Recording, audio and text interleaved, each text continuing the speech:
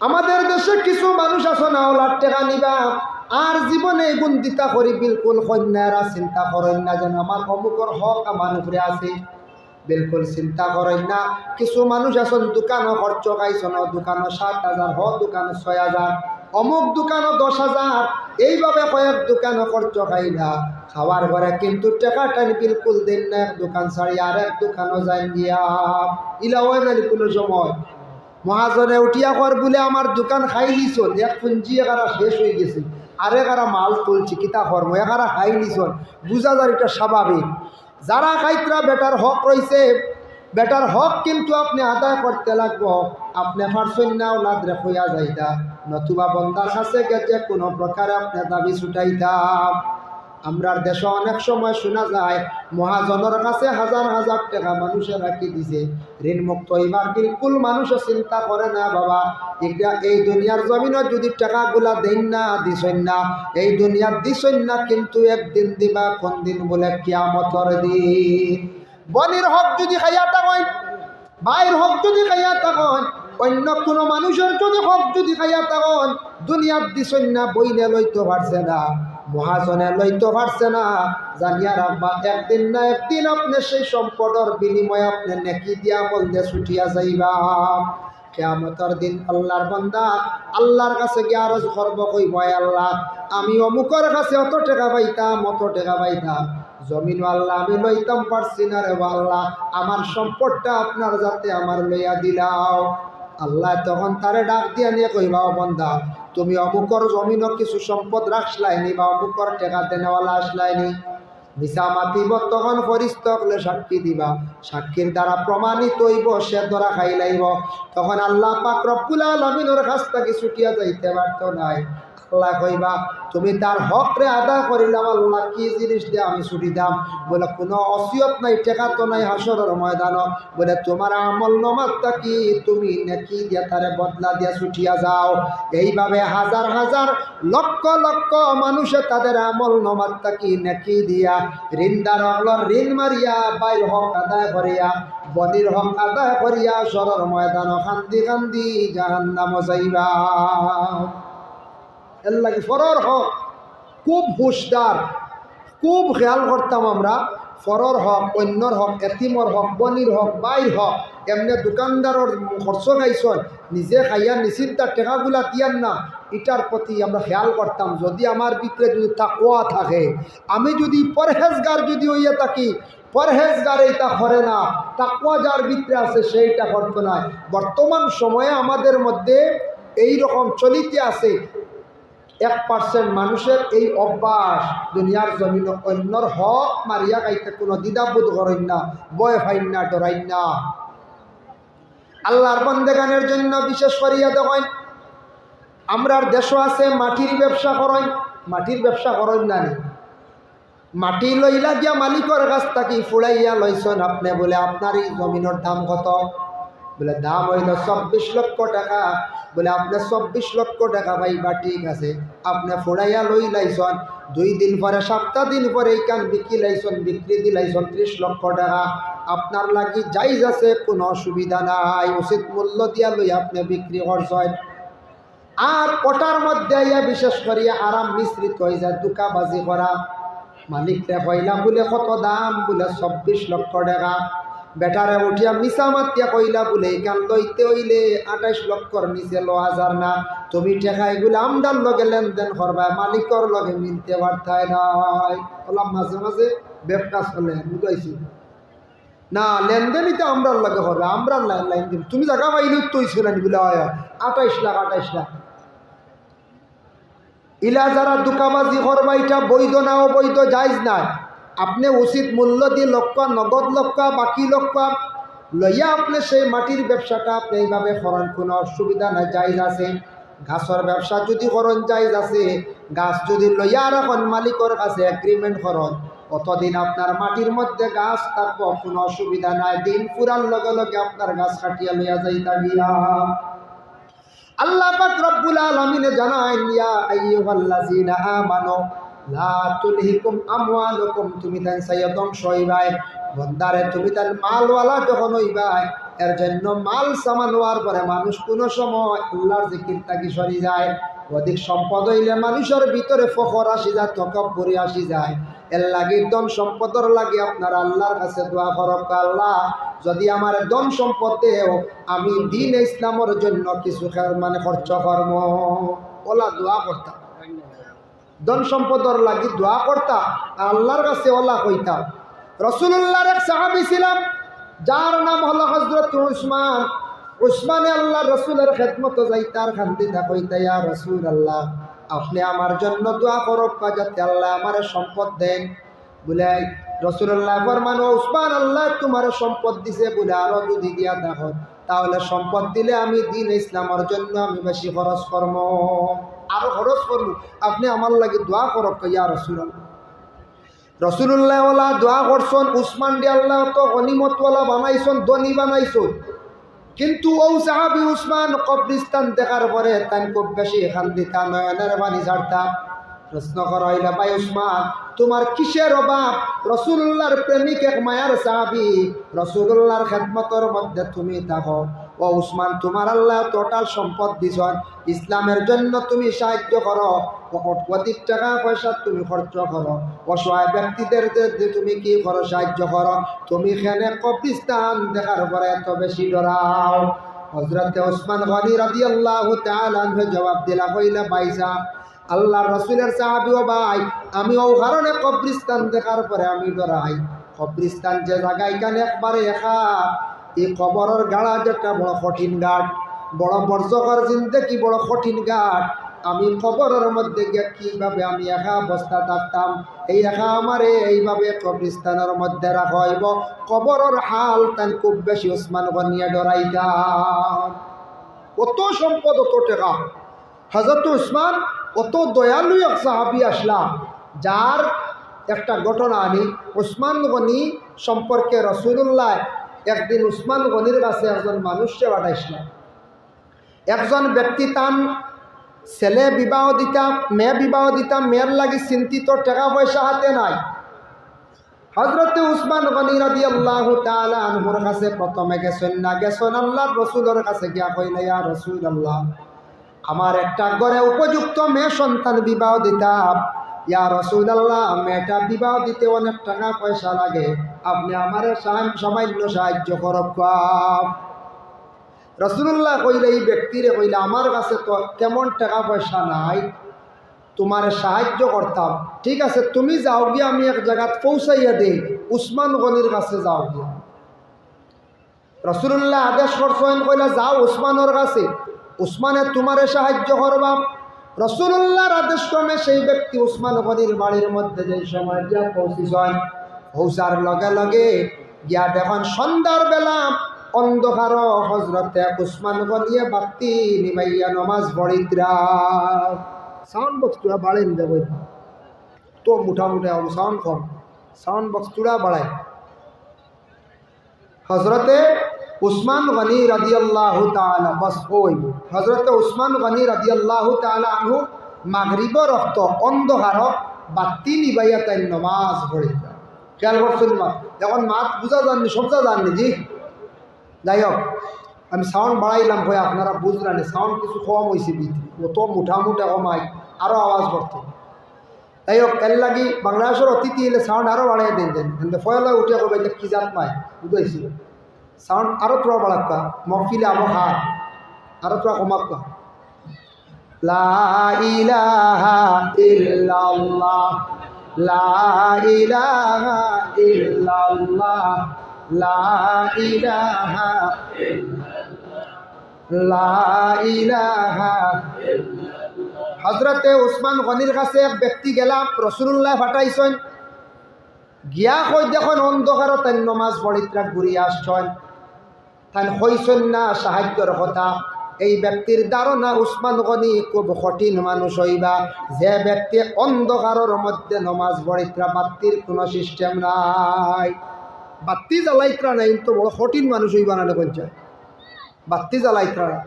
গুরিয়া রাসূলুল্লাহর খেদমত, রাসূলুল্লাহ ফরমায় সাহায্য চাইছিলাই নি, পাইছে নি? বলে জি না, আমি কইতাম পারছি না, আমার মনে মানছে না বলে খেলে বলি এই ব্যক্তি গিয়া ভাই উসমান গনি যার কাছে গেছিলাম এই দেখি বা তিনি ভাই অন্ধকার নামাজ পড়ছে। আমার মনে মানছে না, আমার ধারণা এরকম কঠিন মানুষ।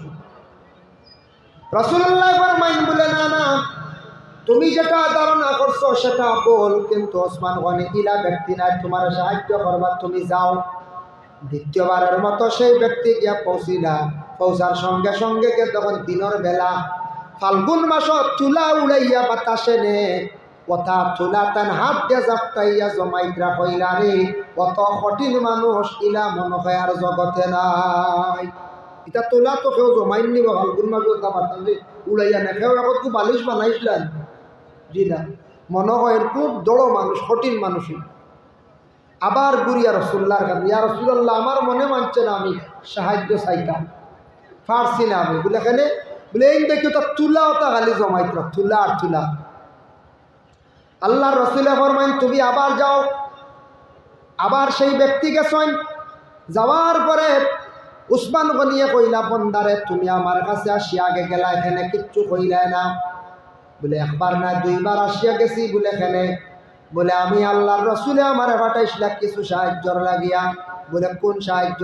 বলে আমার ঘরে একটা উপযুক্ত মেয়ে আছে, সেই মেয়েটার বিবাহ দিতাম, আমার হাতে তেমন কোনো টাকা পয়সা নাই।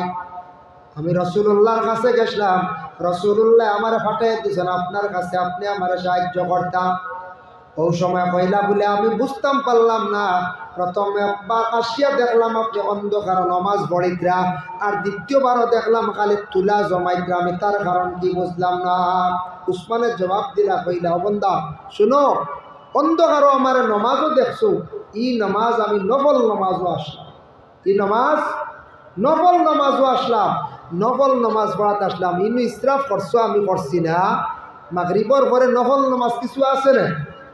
আছে, আমরা কেউ কইতেও পারি না নফল নমাজ আছে।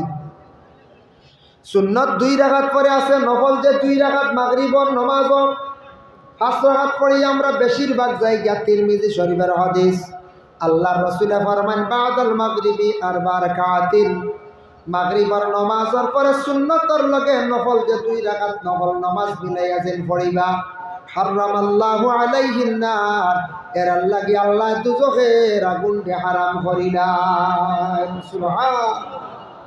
ই নফল 2 রাকাত নামাজ পড়িবা, চেষ্টা করবা। নফল নামাজ পড়িলে মানুষ কম সময় আল্লাহর বা দোয়া, নফল নামাজে মানুষ আল্লাহর দিকে অগ্রসর হয়। নফল নামাজে অতটুক ফায়দা দিব, কিয়ামতের দিন বন্দার নামাজের হিসাব লইব। বন্দার বলগিয়ত তাকিলিয়া মৌতের আগ পর্যন্ত, হুশ জ্ঞান থাকা পর্যন্ত নামাজ কেমন কজা আছে, বলে অত কজা আছে। বলে দেখো নফল নামাজ কেমন পড়িছে, বলে অত হাজার পড়িছে বা অত শখ পড়িছে, বলে অগুণ আনিয়া যোগ করো, ও জায়গাটা নিয়া যোগ করো। তখন ফরিস্তা হলে যোগ করিয়া যদি দেখেন বলে নমাজর যে তার হদ যেটা আছে জিন্দগির মধ্যে, যে ফাঁকা যেগুলো আছে, ফাঁক আছে, ফাঁক মরি গেছে নফল নামাজে, আল্লাহ কইবা তারা ছাড়ি দাও, নমাজর হিসাব কাটি পুরো হয়ে গেছে। সুবহান। এখন নফল নামাজও সওয়াব আছে, নফল নামাজ পড়ার ফায়দা আছে। আমরা নফল আগে ফরজও আবার রেডি করতাম পারছি না সারা ওলা রাখি, হ্যাঁ আবার সবে আবার ফরজও আদায় করতাম পারি না, এর লাগি নফল নামাজ পড়ার চেষ্টা করে। মাগরিবর নামাজের পরে আউয়াবিন আর 6 রাকাত নামাজ, বাদাল মাগরিবি 6 রাকাতিন 6 রাকাত নামাজ। এই 6 রাকাতও আছে 20 রাকাতান 20 রাকাতর কথা আছে হাদিস। এই 6 রাকাত নামাজ যদি কোনো বান্দা বান্দিরা জীবনে যদি পড়িতে পারেন মাগরিবর নামাজের পরে, তাহলে 12 বছরের পিছনের 12 বছরের গুনারে আল্লাহ মাফ দিলেন। সুবহান। ও বান্দা আমি নফল নামাজও ছিলাম, 2 নম্বরে তুলা জমানি তোমারে দেখছো, তুলাগুলা কিন্তু আমার সামনে একটা বালা জিনিস। আল্লাহ যদি কিয়ামতের দিন আমি উসমানকে যদি প্রশ্ন করি নাই, উসমানকে তোমার সামনে একটা বালা জিনিস নষ্ট হইল, ও হতা নিয়া যদি আমার যদি আল্লাহ কিয়ামতের দিন প্রশ্ন করিয়া ঠাইলায়, আমি আল্লাহর কাছ থেকে কিলা জবাব দিয়া ছুটিয়া যাইব। উসমানের ভিতরে কতটুক তাকওয়া আসলো দেখো, চিন্তা করিয়া। আমরা কত জিনিস নষ্ট করিয়া নেন, কত জিনিস ফালাইয়া। এখন দেখবা বিয়া বাড়ি কত আইটেম বানানিয়া, খাইল কয়টা বিয়া বাড়ি আইটেম বানানি আইটেম কম হইলে উপায় নাই জামাইর বাড়ি এলে গিয়া কইবা ইটা আবার খাওয়ানি শিখিছই না বুঝাইছি লগর একগুলো কইবা বিয়াত গেলাম রব স্যাম্পুল খালি খালি গুস্ত আর মাছ ফাজিল কিচ্ছু নাই এটা কি জাত মানুষ উঠে কইবা কি জাত মানুষ হইবেন না না হইবে কিন্তু আমরা কিছু মানুষের কারণে জমিনের মধ্যে আমাদের দেখকা মানুষে খানির আইটেম কিন্তু বাড়ায় কিন্তু সবে খায় না বিবাহের বাড়ি যেন অত ধরনের ইসরাফ খরচ করা হর আল্লাহর বন্দেগান দেখকা এই যে অপরিমাণ সামানগুলা মানুষের নষ্ট করটা এটা ইসরাফ যেন খরচ করটা ইসরাফ খরচ করটা একদিন জবাব দিবা ইন্নাল মুবাযিরিনা কানু ইখওয়ানাশ শায়াতিন ফাজিল খরচ করা ইসরাফ যে কোনো জিনিস খরচ করা এই ব্যক্তিরে শয়তানোর ভাই বলিয়া তুলনা দেওয়া হয়েছে এটা তাকছে যে হার বিশেষ করিয়া খাসিয়ত বলে শয়তানোর ইসরাফ খরচ হয় না কোন চাই ইসরাফ খরচ করেন না নি এর লাগি আমার অনুরোধ রইল বিয়া বাড়ির তো জামাইর পক্ষতা কি হইন জানি আমরা বরযাত্রী যাইমু আল্লাহকেও আসতে আপনারা বেশি আইটেম করিও না ইসরাফ খরচ করিও না কইতা মেয়ের বাড়িরে ছাপ দিতা না মেয়ের বাড়ি এলা বুঝি শুনি আস্তে আস্তে ওটা বিয়া বাড়ি আইটেম ওটা কমাবা খরচ বাঁচিব 2 পয়সা বাঁচিব ও মানুষে দেখবা বড় বড় মুরুগের রান খালি ফালাইতরা ফালাই না নি ডিম তুলিয়া ফালাইতরা মানুষে বিলকুল খায় না মানুষে কয়টা আইটেম খায় মাত্র একটা কি 2টা আইটেম মানুষে খায় আর মানুষে খায় হয় আমার মিডিয়া বাইন যারা ত্রিপুরা থেকে আইসন এরা আওয়ার ধারণা এখন ত্রিপুরার থাকি আমরা মেইন অতিথি আই গেছি আই গেছেন না আই গেছেন যে মাশাআল্লাহর বেশ দেরি নাই আইয়ক্কা হের মারি লক্কা বাজ লাগা পাইতা না আমি আবারও কইয়া হের মারি বই যাক্কা বাজ লাগা পাইতা না লা ইলাহা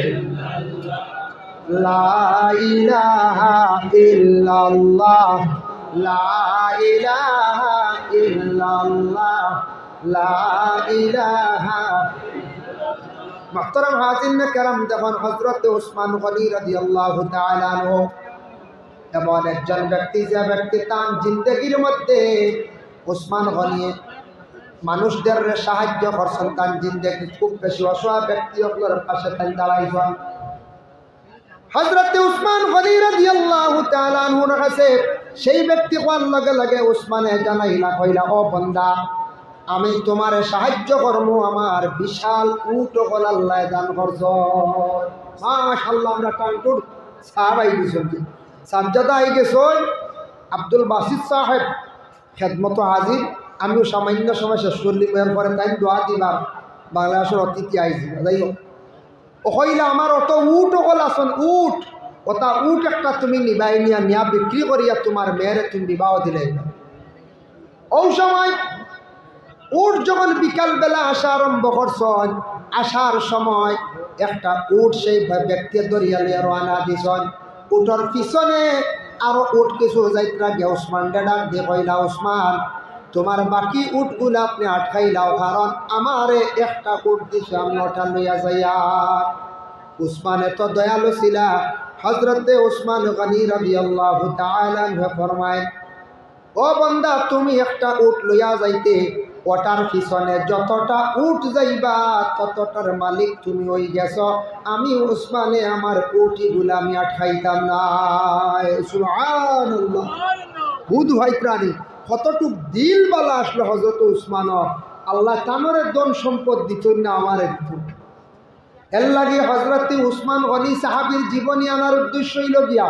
দিল আল্লাহ বালা দিশলো আল্লাহ রাস্তার মধ্যে তাই বেশি খরচ করতা সাহায্য করতা অসহায় ব্যক্তির সাহায্য করতা ওসমান গনি রাসূলুল্লাহর সুহবত খুব বেশি থাকতা রাসূলুল্লাহর প্রতি তার দিলি মহব্বত আসলো বাবা যার জন্য আল্লাহর বান্দেগান আপনারে আল্লাহ যাতে জানাইছেন ওয়া আমওয়ালুকুম ওয়ালা আওলাদুকুম তুমি তার আওলাদ পাওয়ার পরে আমি আল্লাহর জিকির থাকি বঞ্চিত হইও না এর লাগি যাদের আওলাদ আল্লাহ দান করছে বাবা আওলাদরে ভালো বানাইবার জীবনে চেষ্টা করেন আওলাদরে দ্বীনে ইসলামের তালিম সুশিক্ষা শিক্ষিত করেন কারণ এটা আছে আওলাদগুলোর কারণে জীবনে কিছু মানুষ এখান দিবা যারার ভিতরে ফকর আসি যায় এরা মানুষ জীবনে আওলাদর কারণে খান্দিয়া থাকো পরে আল্লাহর বান্দেগান বিশেষ করে আওলাদর কারণে মালর কারণে আল্লাহর জিকির তাকি উঠি যায় বঞ্চিত হয়ে যায়। আল্লাহ পাক রব্বুল আলামিন আমদারে যাদের সম্পদ দিছেন সম্পদের শুকরিয়া আদায় করেন। যাকাতর মালিক হইলে যাকাত তুলে আদায় করেন। যাকাতর মাস লাগিয়ে বুঝার চেষ্টা করেন। কোনোদিন কইব আমি সময় লাগবে বেশিরভাগ। আর হজ ফরজ হইলে বাবা হজটা আদায় করার চেষ্টা করুন। আওলাদ পাইছেন জীবনে শুকরিয়া আদায় করুন। আওলাদ আপনারে ভালো লাইনে ভালো কাজে লাগায়। আওলাদর লাগি দোয়া করক যাতে আওলাদ বলতে আল্লাহ জীবনে ভালো করত। আল্লাহ পাক রব্বুল আলামিন আমদারে বেশি বেশি করে আমল করার তৌফিক দান সবে হোক আল্লাহুম্মা আমিন। ফরর হক সম্পর্কে সামান্য আমি আলোচনা করলাম। হক বিচার সম্পর্কে আর সময় বাঁচছে না। আল্লাহকে ওয়াস্তে ফরর হক খাওয়ার তাকিয়া যে কোনো ফরর হক খাওয়ার তাকিয়া অন্যর হক খাওয়ার তাকি বাঁচার জীবনে আমরা চেষ্টা করতাম। এটা খাওয়া হারাম। হারাম খাইলে মানুষে এবাদত বন্দেগি আল্লাহর দরবার করতে পারে না। হারাম খাইয়া কোনোদিন এবাদত করি আল্লাহর দিকে আগাইতে পারত নাই। এর লাগি দয়া করি আমরা হালাল রিজিক খাইতাম মোটা খাওয়ার থাকি হারাম খাওয়ার থাকি বিরত আমরা থাকতাম। আল্লাহ তৌফিক দিন। আল্লাহুম্মা আমিন। وما علينا إلا البلاغ وآخر دعوانا الحمد لله رب العالمين. اللهم آمين. الحمد لله رب العالمين والعاقبة للمتقين والصلاة والسلام على سيد المرسلين. أي الله يا رحمن الرحيم يا أكرم الأكرمين. الله বাঙ্গার মাসদের জমিনের যুব সমাজ হলার উদ্যোগে আয় আল্লাহ এত সুন্দর করিয়া মাহফিল আয়োজন করছেন। মাহফিলটা কবুল ফরমাও। এই যুবকগুলোর জিন্দেগিরে আপনি উজালা ফরমাও। ইতা যুবকলে দেখছি আল্লাহ রবিউল আউয়াল 12 তারিখ রাস্তার দ্বারও খালি পানি খালি বাঠন দেওয়াই আল্লাহ। বড় বড় মানুষ সকলের সংবর্ধনা দিতরা অসহায় ব্যক্তি সকলের পাশে গিয়ে দাঁড়ায় নি আল্লাহ। এই যুবকগুলোর জিন্দেগিরে আপনি সুন্দর করো উজালা করো আল্লাহ। তাদের জিন্দেগি রুজি রোজগার বাড়াইয়া দেও ইয়া আল্লাহ। এই মহফিল খানা যত যে রকমের সাহায্য করছেন আল্লাহ তা বান্দা বান্দি অন্তর হর নমুনা সাহায্য খান্তা করি ইয়া আল্লাহ রব্বুল আলামিন ওয়া রহমান রহিমিন। আল্লাহ খাস করে আমরারে মাফ করে দাও। আমরার মায়ের বাবারে মাফ করিয়া দাও। আমরা উস্তাদ পীর মুর্শিদ তামামরে মাফ করে দেও ইয়া আল্লাহ রব্বুল আলামিন। আল্লাহ যারা হাত বাড়াইছেন সে কোন আশা লইয়া কার দিল কোন আশা প্রত্যেকর দিগর লেখা সারা পুরা করিয়া দেও। এই মহল্লার তামাম নয়া পুরানা মূর্তি গানটে মাফ করিয়া দেও। জিন্দাগুলোর নেক আমল বখশি দেও। আয় আল্লাহ ইয়া রহমান রহিমিন। আল্লাহ বাড়িয়ে করে লক্কানো পর্দা নিশিনি মা বইনকলের মাফ করি দেও। আয় আল্লাহ যুব সমাজ যারা বেকার রুজি নাই রুজির সন্ধান মিলাইয়া দেও।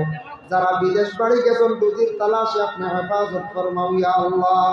আল্লাহ ফিলিস্তিনের জমিনও শান্তি দান করিয়া দাও। খাস করে আমাদের ভারতবর্ষে শান্তি এনায়েত করুন ভাই আল্লাহ রব্বুল আলামিন। আল্লাহ এই জমাতর মধ্যে অসংখ্য আপনার মায়ার বন্ধ গলাছেন। এর মধ্যে যার বয়স এইতে মায়া লাগে দয়া লাগে তার খাতিরে দোয়ারে কবুল ফরমাও। যে হাজি সাবর বাড়ি আল্লাহ সাবুদ্দিন সাবর বাড়ি খাওয়া পিয়া করলাম আল্লাহ আপনার বান্দার বাড়ি ঘরের মধ্যে রহমত বরকত নজুল ফরমাও। আল্লাহ হাজি সাবর বিমার খানকা আপনার কুদরত দিয়ে আপনি শিফা দেও ইয়া আল্লাহ। সুবহান রাব্বিকা রাব্বিল ইজ্জাতি আম্মা ইয়াসিফুন ওয়া সালামুন আলাল মুরসালিন আলহামদুলিল্লাহি রাব্বিল আলামিন। আসসালামু আলাইকুম ওয়া রাহমাতুল্লাহ।